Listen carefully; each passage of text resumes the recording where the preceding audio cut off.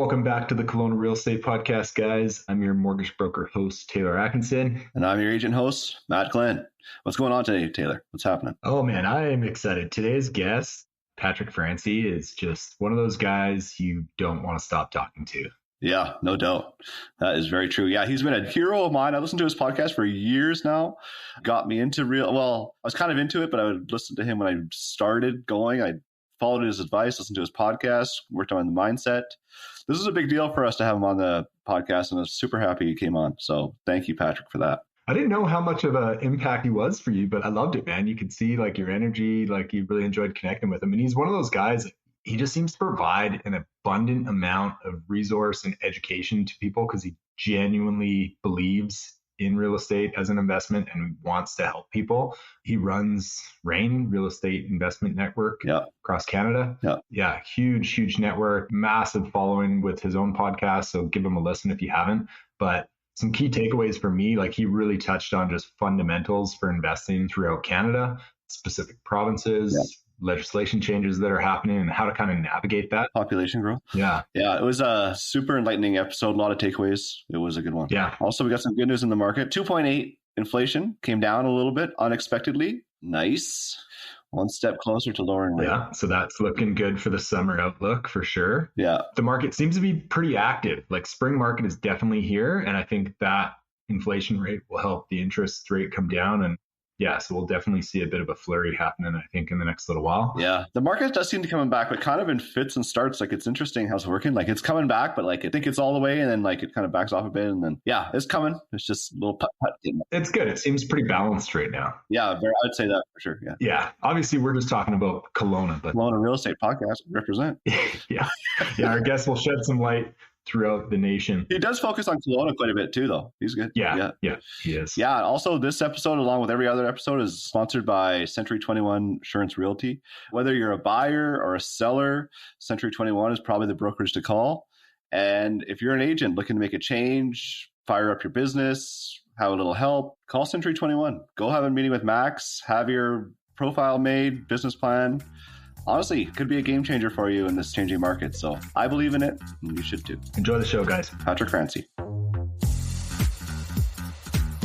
Okay, welcome to the show, Patrick Francey. Thanks for joining us. Hey, happy to be here, guys. Looking forward to the conversation. Yeah, very much so. We were talking off air, but I've been listening to your podcast since 2017. So a little bit of a starstruck situation going on here. I'm that old guy, right? It's wait, you're that wise guy. Am I an OG? Am I officially an OG? I don't know. Is that the right term? My life, you definitely are. Yeah. Okay. Well, yeah, I am to most. I'm rarely the youngest guy or one of the younger guys in the room. I turned 65 in July this past year. So that's getting up there. Yeah, 65 is the new 40. I was listening to one of your shows this morning and you said that you were a recent grandfather. And I was like, that is awesome. That is a pretty cool experience. Yeah, you and I are both recent fathers. So that's kind of Oh, congrats. Yeah. Well, how we like to kind of start our show, just for you to connect to our listener, is what's your perfect Friday look like in terms of work, productivity, what gets you out of bed, and then kind of leading into the weekend for a bit of fun? My journey as an entrepreneur and as a business owner, real estate investor, all the things that I've done in my life, I've been a business owner for over 40 years and an entrepreneur in that regard. So, certainly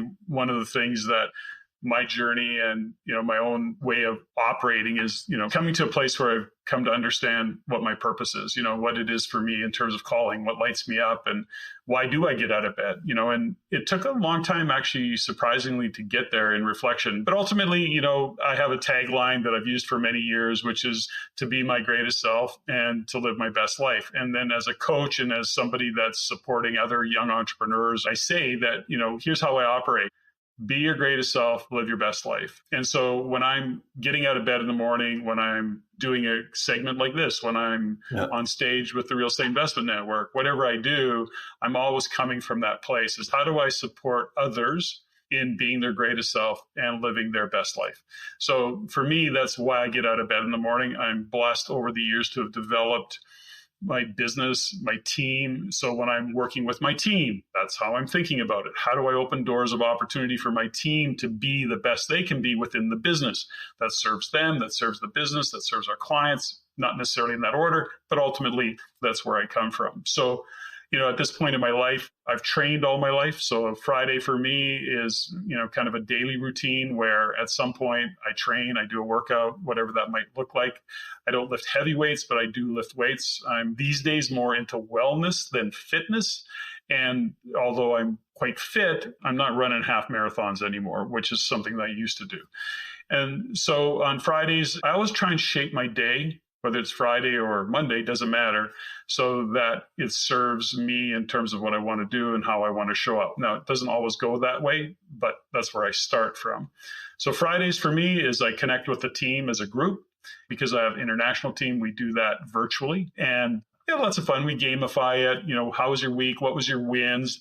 If you haven't read the book, The Gap and the Gain, you would understand the reference that I make. What was your win? What was your gain this week? We have a tendency to focus on our gaps. So Benjamin Hardy and Dan Sullivan wrote a book called The Gap and the Gain, recommended reading. And so with the team on Fridays, we all look forward to that. It's like joke of the week. What was your win? Was there any sticky spots you had to get over? What was your challenge? That kind of stuff. So that's a little bit of a Friday. And I generally end my day early, but I also work from a home office. So I'm pretty flexed that way. What is your business? You have multiple businesses. Can you kind of tell us a little bit about that? Yeah, you bet. So there's a couple things back to purpose statement. So back in about, what year was it? 2000, I guess it was, I started investing in real estate. And in that journey of investing in real estate, I came across the Real Estate Investment Network. And over the first few years of being part of that community, I happened to get to know Don R. Campbell, who was one of the originating founders of the Real Estate Investment Network, and his wife, Connie, and my wife, Stephanie, and I got to know them. We became friends. And in 2007, we were on vacation together in St. Lucia. I had just come off a project and was done. Now, my retail business, which is my other business that's just over 40 years old in the sporting goods industry called Pro Skate in Edmonton, is a boutique shop. And I had kind of thrown away the keys to that store and stores at the time back in 2005. So in other words, I became an absentee owner, if you will. I owned the business. I had the team. I worked on the business, not in the business, all of those kinds of things. Yeah. And so took on a project late 2005, which was within the industry, but it was a technology, if you will. It was a heated skate blade called Thermoblade, and we'd done some really cool stuff. And long story short, I exited that project in 2007. I'm on vacation with Don and Connie and my wife, Stephanie, and I'm kicking back. And Don says, well, so what are you going to do now? And I said, I don't know. It's like, I don't have to go back to the store. And it's not lifestyles of the rich and famous, but hey, listen, I could live like this for a long time, which I didn't want to do, but it was an option for me. And he said, well, have you ever considered, leaving Alberta, because my businesses were in Edmonton, and moving to British Columbia? And I said, yeah, we've actually talked about it. It was one of my wife's goals to live in British Columbia, have a view of the ocean and the mountains, and so on and so forth. So long story short, I came and joined Don on his team within the Real Estate Investment Network here in British Columbia, which was the base of the business. And then in 2011, I liked the business so much, I went on a journey of buying the business. So I bought the business from Don, and here I am today. Amazing. That was that part of the story. My wife and I do a couple of different coaching programs. We love small group coaching, a dozen people. I have a men's group of about a dozen called Shift Men's, and then another coaching program called Think Tank, which we just finished one timing of this recording in Calgary, and really cool personal, professional development, business development kind of things. And I'm just bringing, many years of experience, many years of mistakes, lots of understanding of personal, professional development. So we have that business. My wife owns a business. So yeah, we've got different things going on is what I like to say, but we love what we do. So it doesn't feel like work, actually. And your wife, I think I heard this in your podcast, she was an Olympic mindset coach? Yes. So you would call her an Olympic and world-class mental performance coach. So she has about 25 years in what started out to be the development of hockey players. So she was what would refer to back then as power skating coach. And so she understands biomechanics. She has a figure skating background that she then turned into hockey.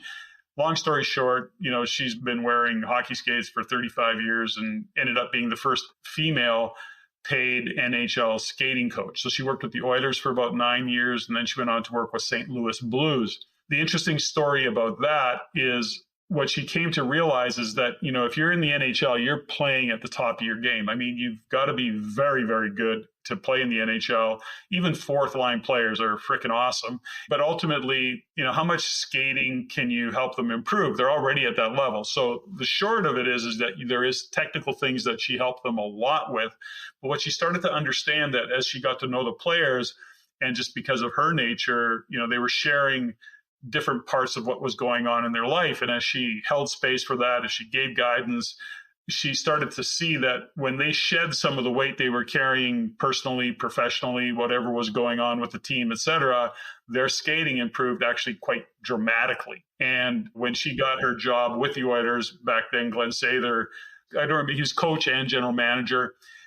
As she was thanking him for the job, he said, make no mistake, you don't have a job. The players decide if you're going to be here to stay. I don't make that decision. So if you don't earn a position on the roster, you're gone. And 9 years later, management changed and she moved on. And then St. Louis Blues picked her up, same kind of scenario. The point of that kind of background is to understand that what she realized at that level, that elite level of athlete, had very little to do with the technicalities of their skating. And yes, she could help some fourth line defensemen who aren't known for the skating to improve their skating, but ultimately it was a mental game. That evolved into other opportunities in a different skating world within the figure skating world. And now she works with, 14, 16 teams from around the world in the sport of ice dance and figure skating, and literally travels the world and works with them within a business that she's part owner in Montreal called Ice Academy of Montreal. So they are a world-class training center, and she does the mental performance of it. Helps kids get out of their own way so they perform better. So that's the mental and performance game that she's played for many years. She's not a psychologist, by the way. She likes to make sure that everybody understands that that's not the game she plays. There are psychologists and all the rest of that. That's not the game that she plays. She works with people to just help shed the weight they carry sometimes. And I'm probably not doing a great service of describing that, but that's kind of it. Such a powerful thing to have, right? Like my wife played on the Olympic soccer team for a couple of the Olympics, and like they had, the same support on their staff and like gave all the credit to them. And I was watching the Netflix documentary, the PGA one, the second season that's come out, and Ricky Fowler, his coach, like they stopped working together for a few years because he retired, and Ricky Fowler like had some pretty bad years. Yeah. So they got back together, and the only thing his coach wanted to focus on was his confidence. He's like, I just want to make him feel good about his swing. Like he just needs to feel positive about it. But then I guess translating that into real estate for you guys, is that what you do in the real estate investment network? Like, is that one of the main things you guys focus on, is people's mindset with it? It's interesting that you asked that question. People come to the Real Estate Investment Network because we're education-based, we're research-based, we're data-based. So we don't sell real estate. We provide education, research, how-tos, strategies, those kinds of things. And so really we support people in, not only how to choose, but how to understand the economics that drive real estate, and understanding that as real estate investors, so we speak primarily to investors. And by the way, we look at first-time home buyers as investors, because most first-time home buyers, as you hear the phrase that this is a starter home. Okay, well, that's an interesting phrase to use because it implies immediately that you're going to be buying another home. This is your place to start. So, okay, given that you're starting there, what do you want to make sure? You want to make sure that you get the best return on investment of that starter home so that when you go to your next home, you're actually being able to get appreciation and gain the equity and do all the things that you need to do to buy the next phase of your home, whatever that might be. So that's how we look at it. I'm just giving you a little bit of context there. So REIN was always built in a how-to, and within the community, our membership has transacted $5.4 billion worth of real estate.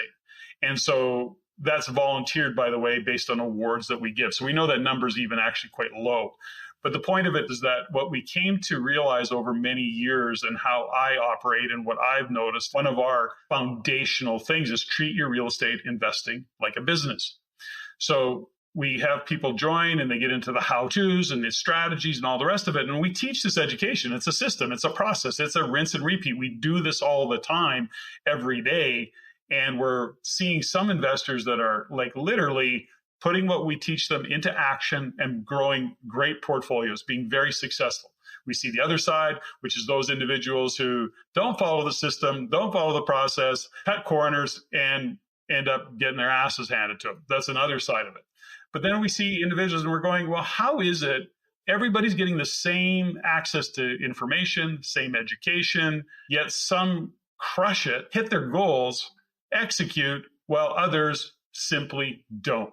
And then we realize that that really is the mindset conversation. It is literally where people get in their own way. And so just to expand on that one kind of next layer is that ultimately we came to understand that if we can help people get through those blocks, those stories they tell themselves, the belief systems that they might have, the team that they have, not understanding what their values are, not what their value is, but what their values are.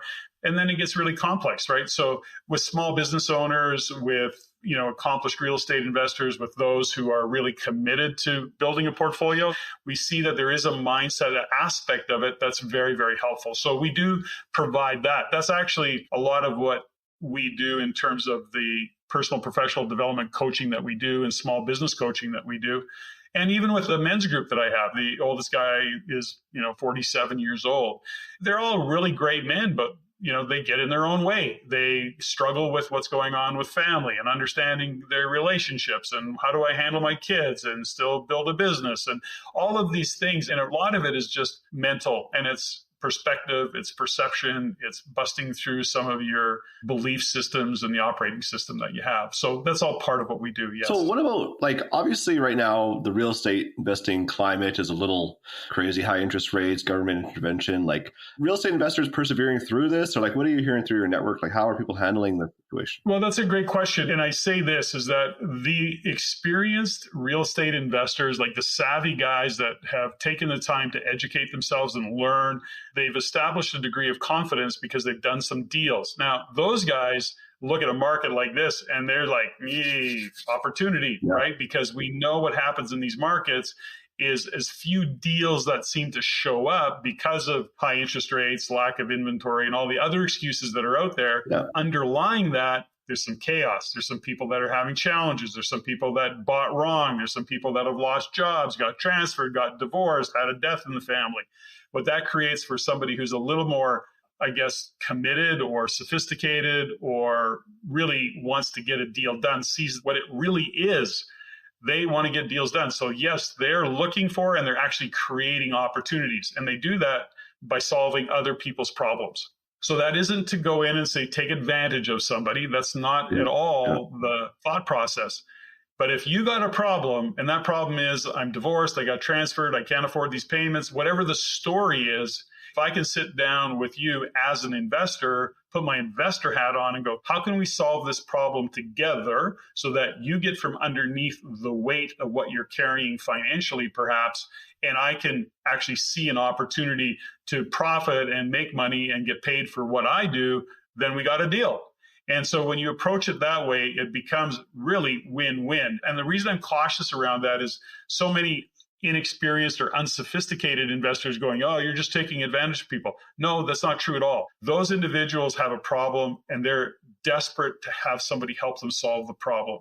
And investors are willing to take that risk. They understand how to do the math. They understand what the economics are. So they take on that risk. And so it creates win-win situations. So I hope that answers your question that ultimately, even in this market, first-time home buyers are going to get shut down, many, and less sophisticated investors are going, no, this is stupid. The rates are too high. Yeah. And so there's a lot of that. You have to be creative in this market is my point. And if you want to kind of go down one other path, I suggest often, and it's one of the things that I've said many times over 20 years, is there's no bad times to invest in real estate. I don't care what the economy is. Adjust your strategy to accommodate what's happening in the economy. So the point is that in many areas, buy and hold of a duplex doesn't work. The math doesn't pencil. Yeah. And if you can find a deal, great. But if you're in British Columbia, duplex probably doesn't cut it these days, even a triplex. So you have to look and say, well, how the hell do I park capital? Because real estate is a store of value. Yeah. And if we just hold it in that space, and say, how do I put my capital to work in a store of value that I am going to see hopefully some cash flow, but some appreciation? I have a long-term view of the world. Well, you actually shift the conversation and the focus. Are you seeing more investment opportunities outside of British Columbia then? Like, is that mostly where the network is going? I'm just seeing in British Columbia, there's a lot of like bubble economies in terms of, Kelowna, Vancouver. I'm sure even in Vancouver, there's, Fraser Valley or Vancouver Island. Are your investors starting to search out of their normal territory to find better cash flowing properties? Like, is that their way around some of the difficulties? Let me give you some insights into that. So number one, REIN is an organization. We're national in scope. So we have investors from across the country. Having said that, again, some of the fundamentals that we teach and that we share with people is that our job as investors is to make our money work harder for us than we work for our money. Our job as investors is to look into the future and say, where is real estate going? Now, this is not a dig at realtors, but most realtors who aren't investor focused, you're always looking at historical data. You're always looking at what's happening today. Got it. It's not that that information is not valuable. Well, let's compare it to what it was a year ago in August and all the things that you do, historical data. Well, that's kind of like trying to drive forward while looking through your rear view mirror. It's a tough go, right? And it doesn't really serve you. Now, from our perspective as an investor, what do we want to do? We want to look into the future. And there's some fundamentals, some economic fundamentals that give us the indicators of where real estate is going. So gross domestic product, when we know GDP is good, short snapshot of what GDP is, it is actually an economic snapshot of the health of an economy, whether it be Canadian overall as a country. But when we have to look at real estate, we're going, it's like average prices in Canada. Who gives a shit? That's like saying, what's the average temperature? Yeah. It's meaningless. What's the average price in Vancouver versus Kelowna? Who cares? They're 4 hours apart. Yeah. The reality of it is a different culture. It's a different climate. It's a different everything. And is it an indication? Sure. Maybe. But the point is that every region has an economic snapshot. So we look at Kelowna, for example, I would say, well, what's your GDP? What's your population growth? What's your job growth? Because people with jobs spend money. They have a place to live. If Kelowna's got a lot of jobs, Kelowna's a great place to live. People move into the area, they get work, and then what do? They ultimately have to rent. And very few buy, given the price points. And so these are things that are happening in behind the scenes of what drives an economy and what drives real estate. So as people move into a region, what do? They need a place to rent. Yeah. Supply gets short, demand remains high, rents go up. Eventually, those people who rent work hard. They hope to buy a home. That drives house prices up. So there is a proven, what we call a success formula. And if I'm looking at a region, so if I look at Kelowna again, First thing I'm going to say, how are they doing economically? What's the job growth there? What's driving jobs? Oh, I'm not saying this is happening in Kelowna, but I'm saying if all of a sudden you see unemployment go to 8%, I'd be worried. Yeah. Because you know what's going to happen next. People are going to leave Kelowna. Why? Because they got to go someplace where they can work. And so the minute you have people leaving an area, then vacancy goes up, rents come down, and the next thing you know, house prices follow because people have to move because they are now unemployed. They can't afford a mortgage. You see the drivers of those economies? Yeah. Now, the minute you see GDP growth fall in an area, it's not like everybody abandoned ship. It takes about 18 months. So as an investor, you say, oh, GDP is negative. Holy cow, we're really into a recession in this city. And I'm going to sell now, or I'm going to lower my rents, or I'm going to extend my leases. I'm going to do something to firm it up. That makes sense? Yes, very much so. Somewhere like Kelowna has we're the fastest growing city in Canada, or one of, but we're running into an issue right now where we have government regulation and we have super high interest rates for the developers to build. There's been a few projects that have been put on hold for now. I don't think they're canceled, but they're probably going to be paused for a few years. Yep. So we seem to have a glut of condos, but it doesn't really make sense when you think about our population growth. So I don't know, what are your thoughts about a dynamic like that? Well, it's interesting right now from a British Columbia point of view. It kind of pisses me off, to be honest with you. I'm going, not the only one. Is this government that incompetent? It's hard to believe that the incompetency can be this high. It can't possibly be. They have to be doing this on purpose. Nobody can be this blind to what's happening. So when you consider all of the things that they've done over the years, foreign buyers tax and transfer tax, and if you sell it to your wife, that's transfer. Like, it's just ridiculous, the tax. Yeah. Then you have all of the permitting process and the ability to get a deal done and what the cost is associated with.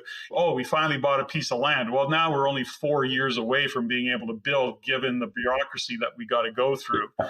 That's on top of that. And then recently it's 20% flipping tax, which is just the most asinine thing I've ever seen, because ultimately flippers, let's just use that term. Number one, most flippers don't do it for a living. Number two, if I'm looking at flipping, I'm going to add some nuances to it, saying, well, if you take a piece of crap in East Vancouver and it's a drug house and you're going to flip it and turn it around, as in you're going to renovate it, bring it up to speed, all of a sudden I'm adding inventory to the freaking market. Why would I shut that down? So now, no, you're going to pay 20% on top of the capital gains that you make. And you probably worked, nights from, 8 p.m. till midnight to try and get this piece of property done. So don't even get me started on that whole thing. Patrick, we just became best friends. Yeah. And then the most recent and the most ridiculous, this gets me fired up. I don't remember her name. Sonia, blah, blah, blah. I don't know. I don't want to remember her name. She's with the Green Party, but she literally is an MP that tabled a bill for vacancy control. And I'm going, you've got to be kidding me. Tell me what vacancy control is. So we've got rent controls. So we know that 2.5% or 2% or whatever the freaking deal is, we get a cap it there below inflation, by the way. Like, how dumb is that? Yeah. And I'll get to why and how ridiculous this really is. So now you got me fired up on a rant. Okay, so I asked the right question. Yeah. So then the next phase of that is vacancy control. Do you guys know what vacancy control is? No. Oh, yeah. Surprising, isn't it? I think it's a new thing that they decided to invent. So let me tell you what vacancy control is based on what Sonia or whatever the hell her name is. Right now, if you live in Ontario, you live in Vancouver, you live in British Columbia, if somebody moves out of your unit that's been in there, let's say 7 years, 10 years, 5 years, you then can go in, update whatever you want to do, but then you can bring it up to market rent. Okay, reasonable. There's cash for keys scenarios, like how do I get my tenant out of there so that I can bring my rent up because I can't do more than 2%, all the stories that go with that. Vacancy control is no. If somebody moves out of that property, you're only permitted to raise rents within the rent control 2.5%. So in other words, what? You cannot raise rents to market rent. So if you've got a unit you're renting for $800 a month, it's now worth $2,000 a month given market rents. Somebody moves out, no, you can go to 816 or 860 or whatever the number is, do the math. Sorry, when did this come out? And did you say, is it provincially? It's provincial. And it's a bill that got tabled. So you can Google it, and I don't remember what it's called. If you Google vacancy control, it'll come up. Her name is, she's an MP. Sonia Furstenau, or is that her name? Yeah, or Stando or something like that. Yeah, so I don't think that's a bill yet, but no, it hasn't been approved. Yeah. My point is that she presented the bill. She tabled it. So, just thinking about this for literally 2 seconds, how do you even control that? You're going to have a database, which is probably going to cost way more money than you even can count. Also, people cry communist a lot, but that literally is communist if government is setting the prices for the rent for everybody. We know it doesn't work because you look next door to Alberta, who does not have rent control, and it's a simple, you're providing a service, supply and demand, like the market dictates what it should be. If you overcharge on rent, you're going to have vacancy. If you can actually cash flow as an investor, you're going to buy more units. Developers are going to build more. And that's the whole, issue we have is supply and demand. Take off your investor hat for a minute and try and be completely unbiased, because I fully agree with everything you said. That resonates with me. But I guess what are the solutions? Because I agree with everything the government's been coming out with. Terrible policies. Yeah. For us, I think I speak kind of for Matt and I, is less intervention from the government, let the market, sustain itself how it should, and just let developers build.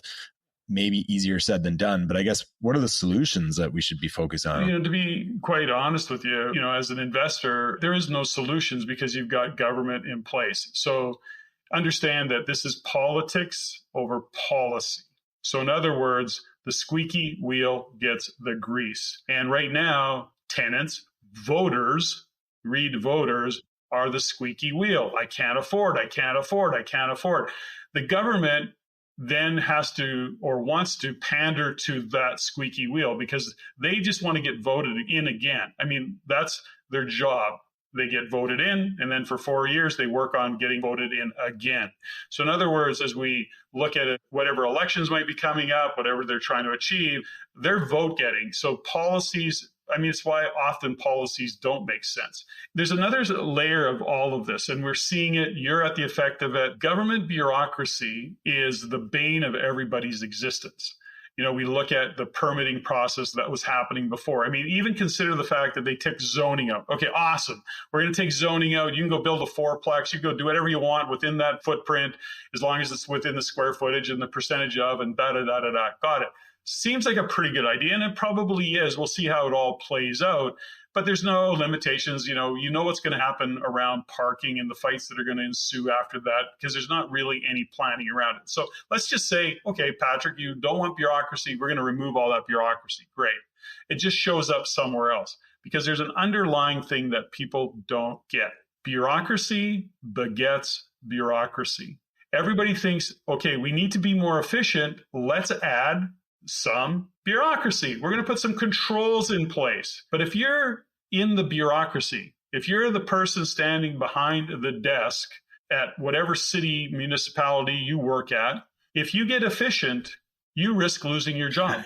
That's it. Bureaucracies are designed not to be efficient because then what are we going to do? Create an efficiency and then I don't have a job? That's the story, right?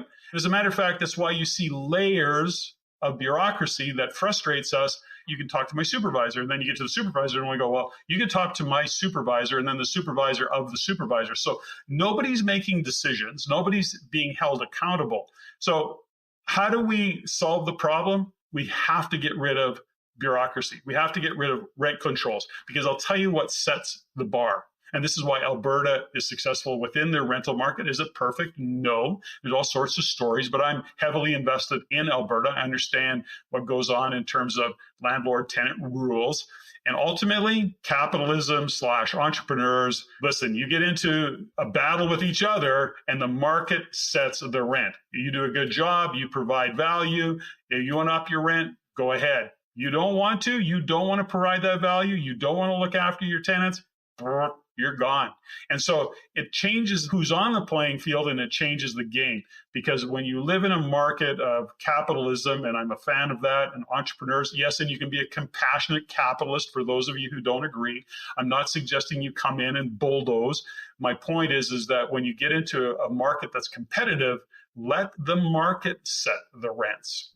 But that's not what happens here. So, British Columbia is a tough haul right now, for all of the reasons that it is. And back to your original question, we've been talking about Alberta for years, but back in 2019, we saw what is coming. And then when the pandemic hit, it got put on steroids. And, if you were to look at all of the stuff that we were producing, even back in mid 2020, we're going, folks, get to Alberta, get your capital invested in Calgary. So REIN members of our community, many were investing heavily in Calgary. That was a no-brainer. That was like, okay, we know the dice are loaded and we're going to throw craps over 7 every time. Like, it was that easy from my perspective.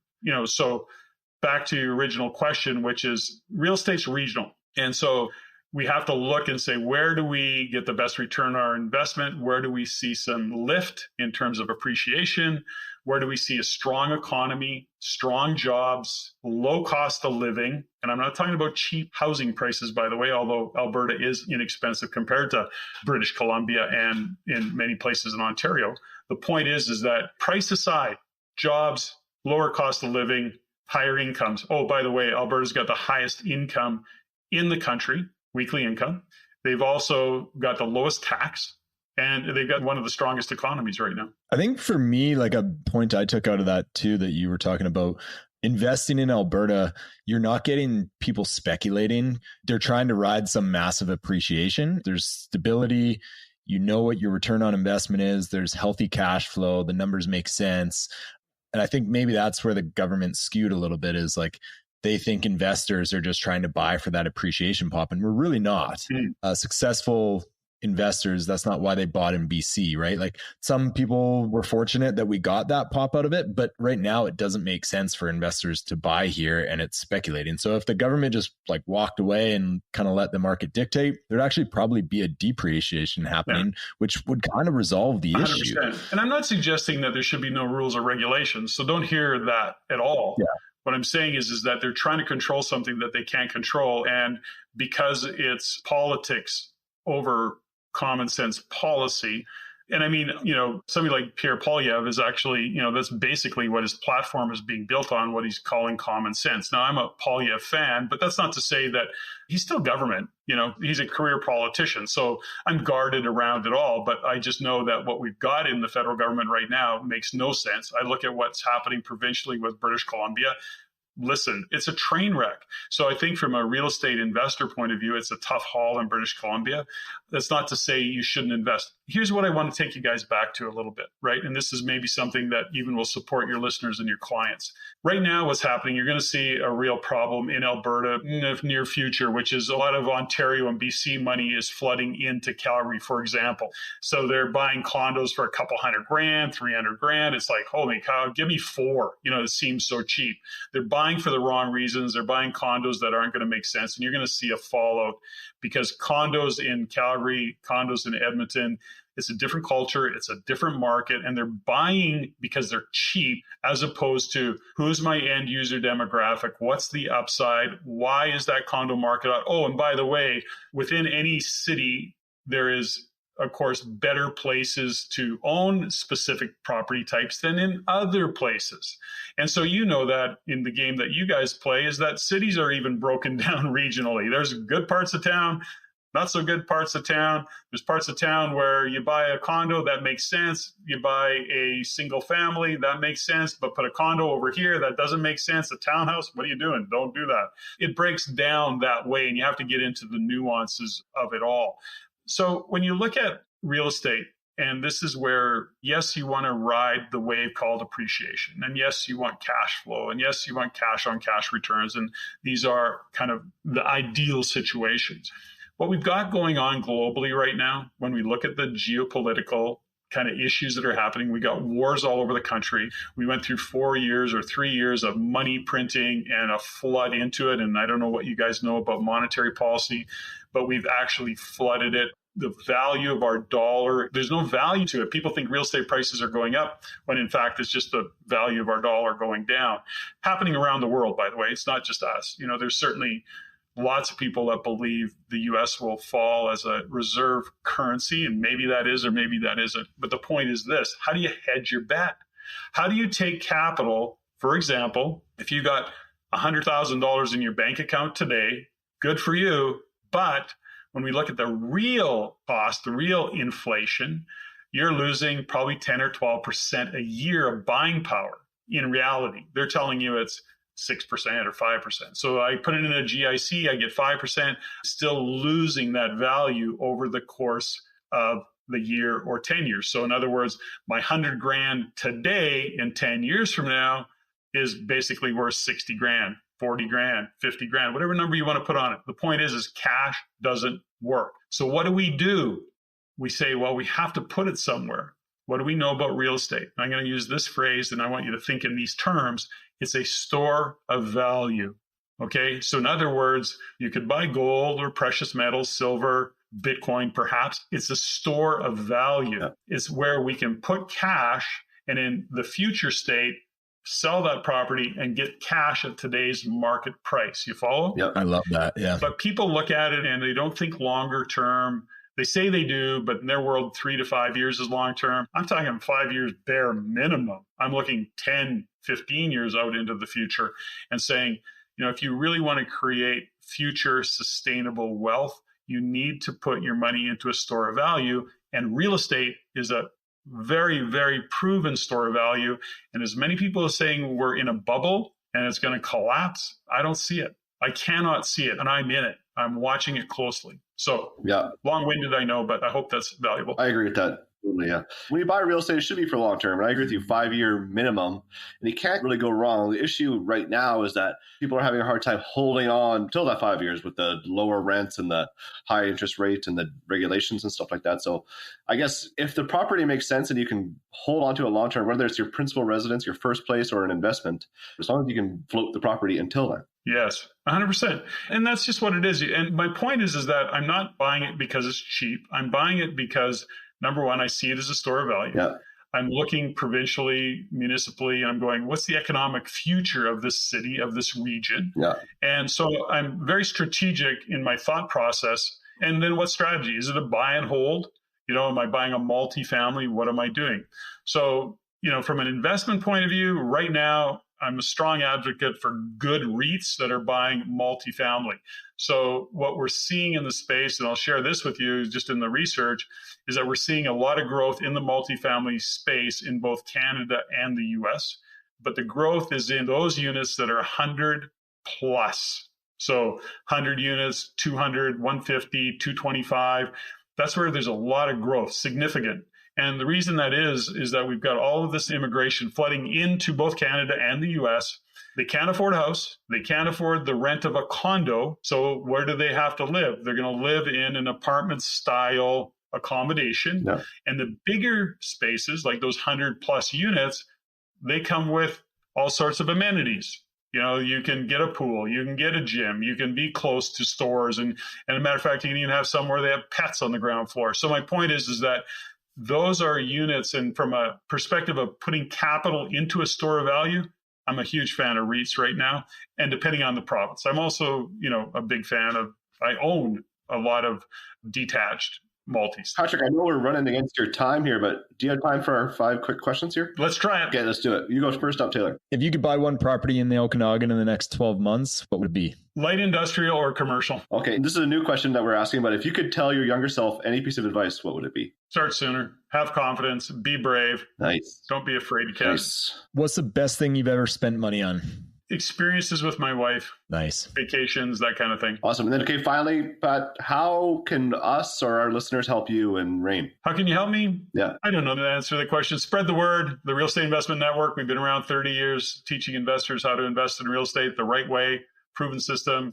Share the word. Reach out to me anytime, CEO@REINCanada.com, REIN Canada.com, and listen to the Everyday Millionaire podcast. I'll continue doing that for like 8 straight years. Yeah. That'd be awesome. Thanks a lot, Patrick. It's been awesome. Yeah, thanks so much for coming on, man. This was a ton of knowledge. So. Yeah, we can go all day. Yeah, we'll have you back on for sure. Love the support. Thanks, guys. Thank you, Patrick.